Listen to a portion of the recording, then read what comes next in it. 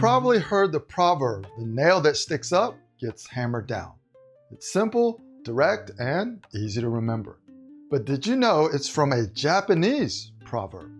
I asked this question because as a learner of Mandarin Chinese and culture, I always thought this was a Chinese saying translated to English.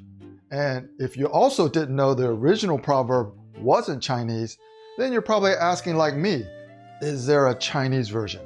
And why we've never heard a Chinese version translated to English. Let's address both questions. Is there? And why wasn't the English translation popularized?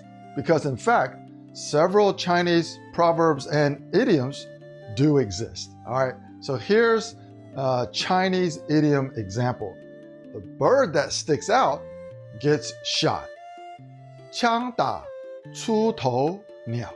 枪打出头鸟. There's also a Chinese proverb. The tallest tree catches the wind.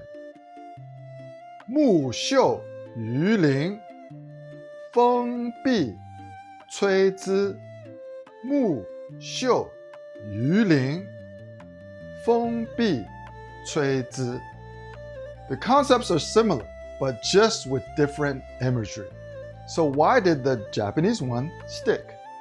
It's because the Japanese version hits Americans where it hurts, right in the heart of our cultural values. In the US, we're raised to believe that rising up and standing out is how you succeed. We admire boldness. We reward originality.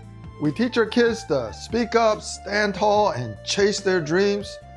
So when we hear about the nail getting hammered down, the imagery is vivid. It's direct, it's violent, and it's memorable. But those Chinese sayings, they're more poetic, indirect, and you have to interpret them. And Western minds are simply not wired to interpret foreign imagery. And maybe there's also a more profound lesson here. In fact, the fact that you've never heard about the Chinese version says more about us than it does about China. It shows how easily our myopia causes us to miss obvious signals and how often we ignore what doesn't fit our framework or worldview to our detriment. So the next time you're in the Chinese arena, ask yourself, am I being a nail that sticks up in a place that hammers them down? Because in China, conforming to Chinese rituals isn't failure, it's strategy.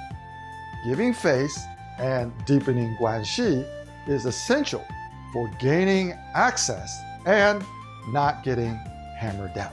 All right, so this is a different type of video, and it's also about learning a little bit of Chinese language and a little bit of Chinese culture.